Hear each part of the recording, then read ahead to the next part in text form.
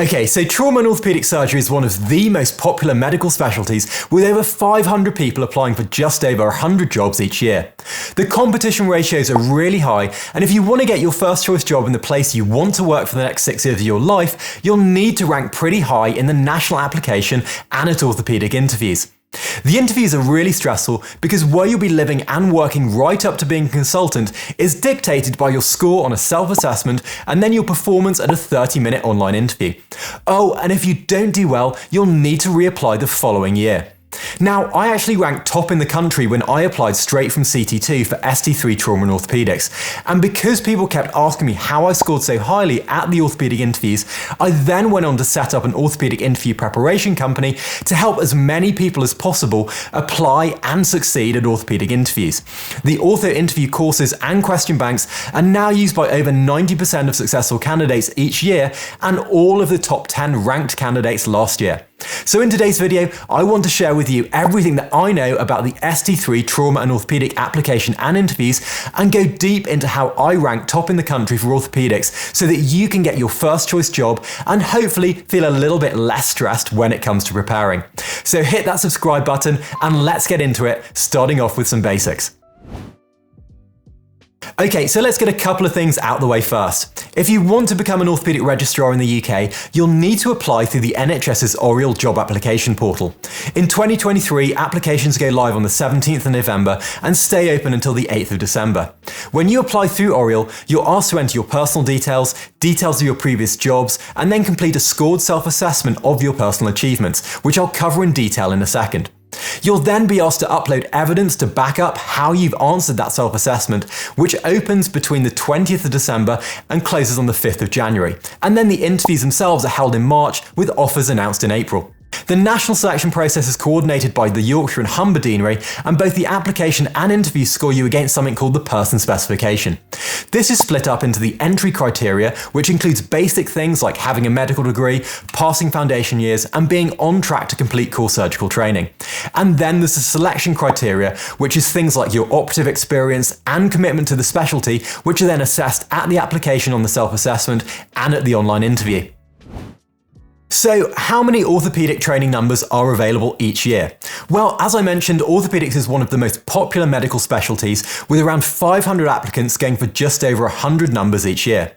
Each region has fewer than 10 jobs per year, with the most popular regions like Bristol and Oxford being really competitive to get into.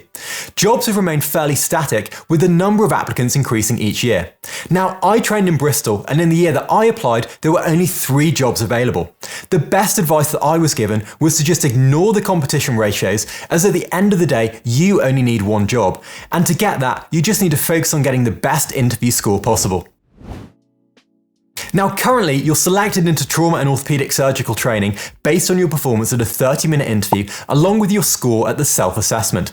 The ST3 orthopaedic interview is split up into 3 10-minute sections. Firstly, there's portfolio, where you're interviewed about elements of your career and experience in orthopaedics to date.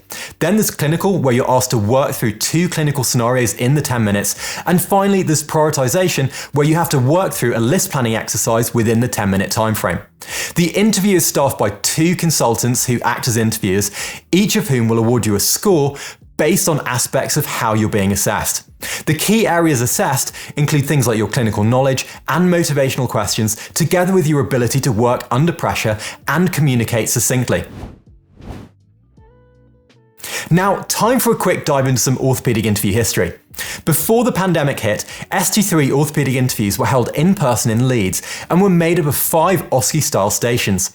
There was portfolio, clinical and prioritization, just like in the online interviews, but there was also a technical skills station where you had to perform a DHS or something like a simple ankle fracture fixation on a sawbone, and then a communication station where you were observed communicating with an actor. You also needed to give a presentation as part of the list planning or prioritization station.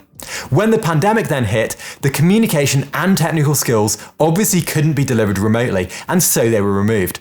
The self-assessment was part of the in-person interviews too, but instead of it being online at the time of application, you had to physically bring in your portfolio with an index of your evidence, and that was then checked and scored in person on the day.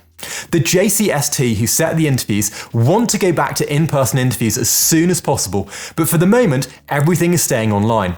The OscuSolve format was longer and less convenient, but if you made a mistake on one of the stations or annoyed the interviewers at that station, you could always forget about it and move on fresh to the next interview station. In the online interviews, there's less room for error or breaking rapport with the interviewers, and so it's even more important to practice. So what are the eligibility requirements for trauma and orthopaedics? Well, the person specification document outlines what the entry and selection criteria are for T&O training. It's a little bit boring, but it has some really specific details that are worth being aware of. To save you some time, let's quickly go through it. Now, as you can see, if we scroll through, you need to have a medical degree, you need to have the MRCS by the time of the offers in April, and this is one of those specific details, as it used to be by the time of appointment, which was in August. Then you need to have completed foundation training or equivalent and be on track to complete core surgical training or equivalent by the time of appointment. There are then some points around language, health and probity, and then you need to demonstrate progression in your career. Now, all of these entry criteria are covered in the online application through Oriel. For example, you're asked to fill out your job history to cover career progression, and you need to give dates for passing the MRCS. They've taken out needing ATLS as an essential requirement for 2023, so at least that's one less bit of admin that you need to worry about. The selection requirements are what's then scored at the self-assessment and interview, so let's look at how they're scored in detail. Your performance in each domain of the person specification is scored using a structured scoring system. The scores from each interview station and your validated self-assessment are then combined to produce your overall interview score and your rank against other candidates, which gives you the option to then choose your job. The maximum overall score is 182. The overall minimal appointable score is 112.5, meaning candidates have to get this or above to be eligible to be offered a job. If we look at the scoring matrix in detail, you get 32 points for your self-assessment score on the application and a score out of 50 for your performance at each section of the online interview. To be eligible, you need to score at least 6.5 out of 10 for each of the assessed areas at the interview, and then 15 points at the self-assessment to make that 112.5 appointable score.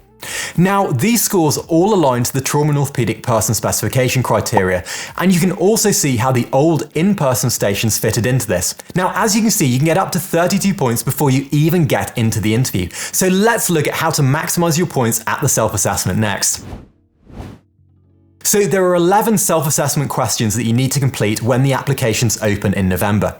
These mirror the person specification selection criteria, and you have to score yourself and then provide evidence to back up everything you've said. So let's go through each of these 11 questions, and I'll add some tips and tricks along the way. First up is specialty experience, where 76 months gets you the maximum score of 5, and your evidence is your employment contracts. This is posts after foundation training, and most people coming direct from core surgery will be scoring 1 point here.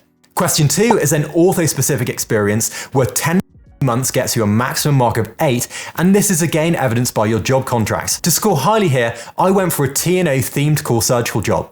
Next up is related specialty experience, where 4 months in 2 or more related specialties post-foundation training gets you the maximum of 2 points, and again it's evidence in your employment contracts. For most people in core surgical training, the related specialties are things like ITU and anything surgical. Now, for these first 3 questions, there isn't much you can do other than going for themed trauma and orthopaedics at core surgery. But for the remaining questions, there's plenty within your control to maximize your points, so let's look at those. Okay, so operative experience comes with a maximum score of 4 points for recording 12 or more extracapsular fractured neck of femur procedures in a consultant-validated logbook. For me, I made sure I was regularly picking up DHSs in core surgical training, and I made sure I logged these, and then I had my supervising consultant sign off the consolidation sheets that you can print off from the logbook. Next up is publications, which is split up into 2 parts. The first part, question 5, awards 2 points per first author PubMed Index publication. Now, this can be since you started medical school, so if you're watching this as a med student passionate about orthopaedics, you can actually get started right now. I just had 1 first author publication when I applied, and the publication can't be collaborative, and it can't be an abstract case report, letter, or technical tip. Question 6 then awards points for all other types of publications, awarding 1 point per paper. These are second or other author publications, and again, case reports, abstracts, and tips aren't eligible. If you've collaborated, you need to provide evidence of significant contribution for this question. Question 7 is then presentations, where 1 point is awarded per presentation. This has to be oral presentations at established conferences and is from the start of med school. I had a few of these presenting papers at the BOA, EFORT and other ortho-specific conferences. Question 8 is audits and QUIP, with 1 point per audit, again starting since medical school. If you close the loop, each cycle actually gives you a point. I tried to set myself a cadence of about 1 audit per rotation if possible, and I selected quick audits that I knew I could get signed off and present locally. Question 9 awards points for having a higher degree, with 2 points for a PhD or MD. Now, very few people have this, and it doesn't include intercalated degrees. So if you're considering intercalating for your CV as a med student watching this, it may not be worth the extra debt. Question 10 gives you a maximum 2 points for leadership at a national level. Now, I set up something called Future Orthopaedic Surgeons when I was a medical student, and then was the first BOTA Foundation rep, and these national positions are again from medical school, so things like the Royal Society of Medicine student committees or BOTA student positions are really worth applying for. Finally, question 11 gives you 2 points if you have a formal teaching degree and 1 point if you've been involved in giving regular teaching. I did the Dundee education qualification from F1 to CT2 as I was genuinely interested in education, and these types of masters or certificates are worth looking into. Now, as you can see, knowing the criteria here early is a huge advantage. I geekily had this list in med school, so I knew I needed audits and other things, and then I had more time to tick off and achieve these. Obviously, trying to get everything done in your CT2 year is a little bit trickier, so do try and start early. Now, whatever you score yourself, you need to ensure that you have evidence to back it up.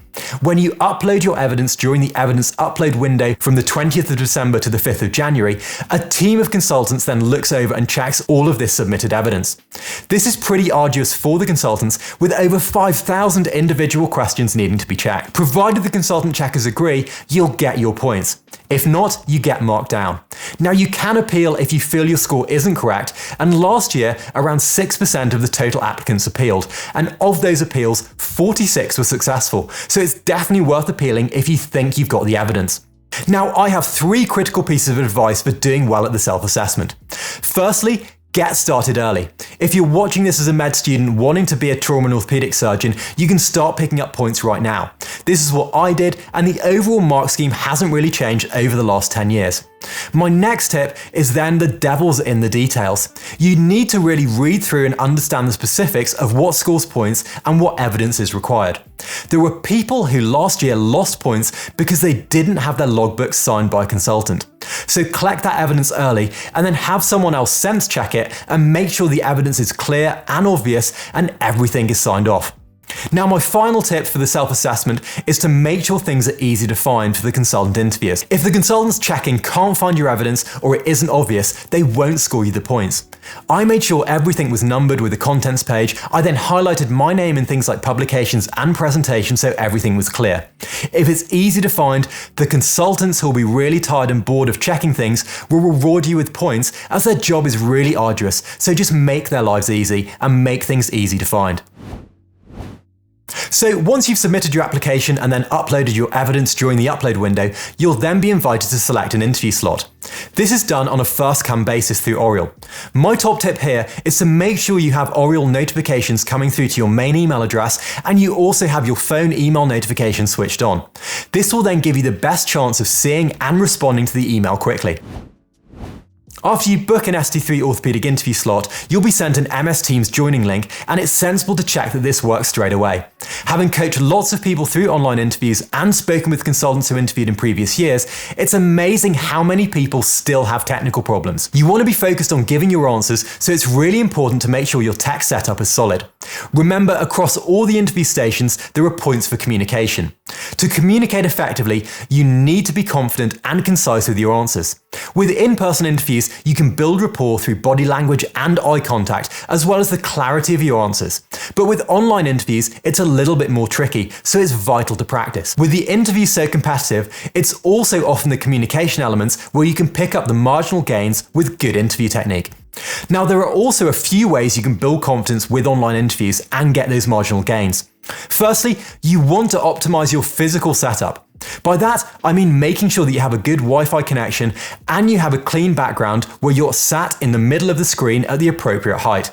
It sounds pretty obvious, but you'll really want to avoid any connection issues or lag or being interrupted by noise. If you're silhouetted by an open window behind you, or in a messy room, or sat too low on the screen, it just doesn't look professional. And even at the online interviews, first impressions do count, so dress the part and set up your environment with good lighting.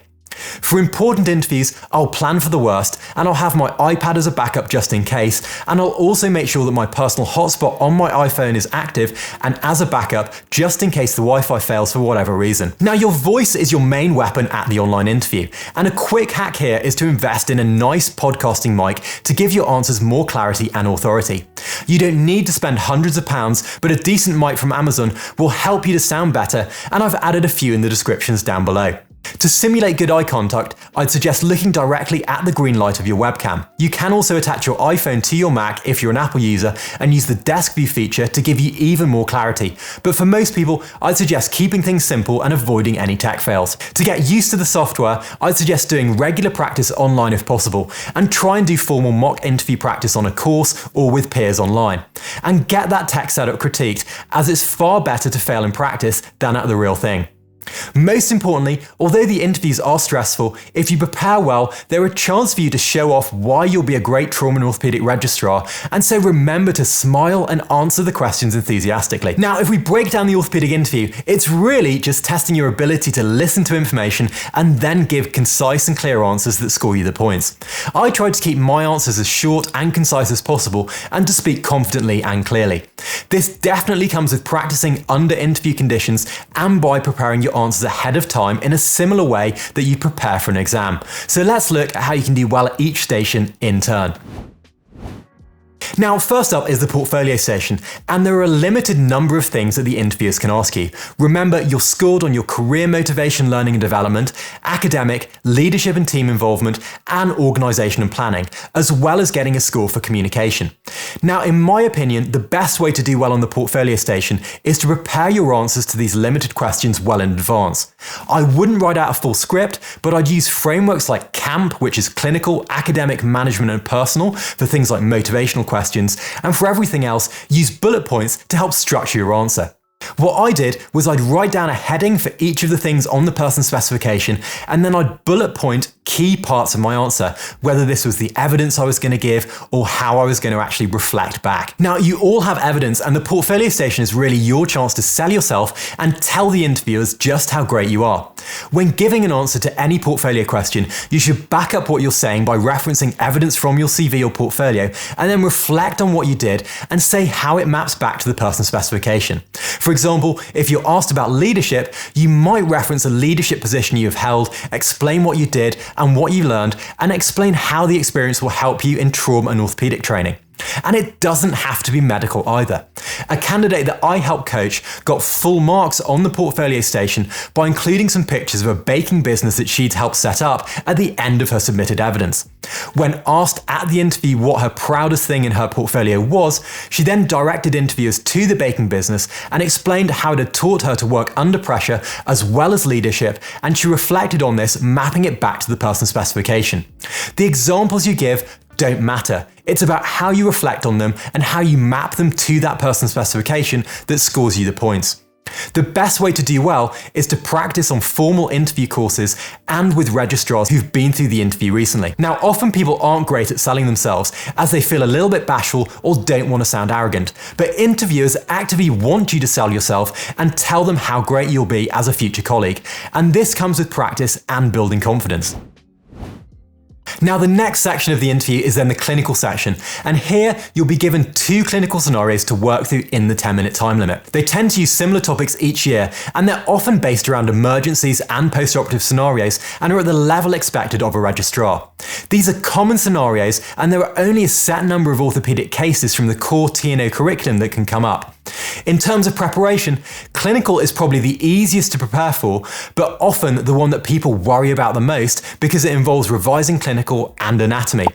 I went over ATLS management, made sure I knew all of the latest BOST and NICE guidelines, and then I spent time going over anatomy and key orthopaedic cases and classifications.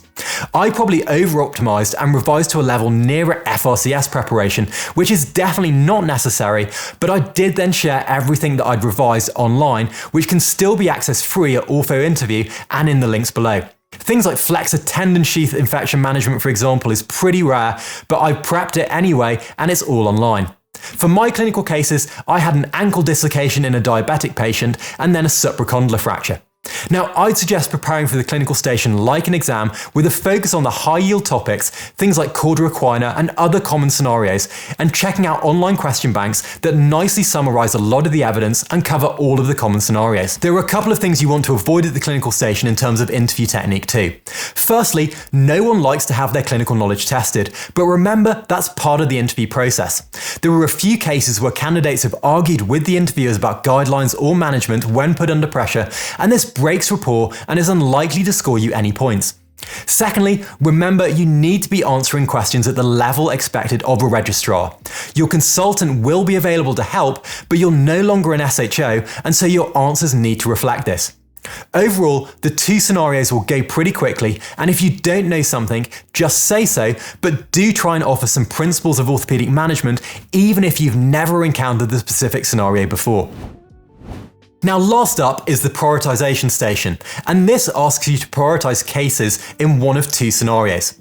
You've got 10 minutes to either plan the next day's trauma list from a list of possible cases, or prioritise how you'd approach a list of patients referred to the on-call team. There's often no correct answer, and it's all about your judgment under pressure and your ability to ask questions. You'll be given a ton of information and a selection of patients, and then you're asked to order them into a list. It's really important to listen to all the information that you're given and then ask sensible, relevant, and concise questions. Most candidates find that they're pretty tight for time as they work through the patients and information given in an A to Z fashion. What I suggest doing is a little bit different, and it involves listening carefully to the list of patients and then starting with the most obvious cases first. For example, ask yourself, which is the most life or limb threatening case here? Which cases absolutely don't need to be done today or are at home and just aren't ready to be operated on? By removing the obvious cases first, you can then ask focused questions specifically around the borderline cases like infected cases, patient with allergies, and hip fractures who need doing. You might also want to ask some screening questions at the start, like is this an all-day list? Do you have X-ray all day? Are any other lists available or running? And are these patients all fit for surgery? If you deconstruct things in this way, you'll have more time than the candidates who just go through each patient in turn asking similar questions. I'd suggest talking through your thinking as you go along and offering up the list order in the allotted time. Usually, the interviewers will show you the list of patients on screen, which make things a little bit easier too. Practice is key, however, and you can practice ordering lists when you're on call or by using online question banks to build up a repeatable system that you can use when under pressure. So the competitive national selection process can be really daunting, and knowing where to start and organising focused practice can be difficult. The best way to ensure success is to practice as many orthopaedic interview questions as possible and to ensure you understand the interview format and scoring system. For me, I started preparing about 6 months out, organising my portfolio in October and making sure I had everything signed off before Christmas. I also familiarised myself with the scoring system and the format of the orthopaedic interviews, which hopefully this video has done for you and has saved you a ton of time. Once the application is submitted in November, I then spent around a month preparing the answers to my portfolio questions. When I was preparing these, there weren't really any online question banks or resources out there, but now Ortho Interview is used by over 90% of candidates, which is super cool, and a lot of the preparation has been pulled together to save you time, rather than having to go out and find things like key papers or techniques for prioritising lists. Now, I did attend 2 mock interview courses which were really helpful, as they simulated the actual interview, and then I did lots and lots of practice with registrars and consultants after Christmas, and I just practiced right up until the interviews in March. I certainly found that my confidence and knowledge improved the more I practiced, and when the actual interview came around, I was feeling very confident and I could go into each station smiling and enthusiastically giving my answers. So to summarise, my top tips here are to get started early in medical school if possible, optimising your self-assessment questions. You want to make sure you understand the application and get your evidence sorted early. You should treat the interview like an exam, and then you should practice your interview technique to get that optimized. Overall, practice, practice, practice. Now, hopefully this deeper dive has been really helpful. I tried to keep it as concise as possible and use as much of my knowledge as possible too. Remember, the interview format may change, but the scoring and principles remain the same. Thanks so much for watching. Do hit those like and subscribe buttons for more deep dive videos like this, and I'll catch you again in the next one.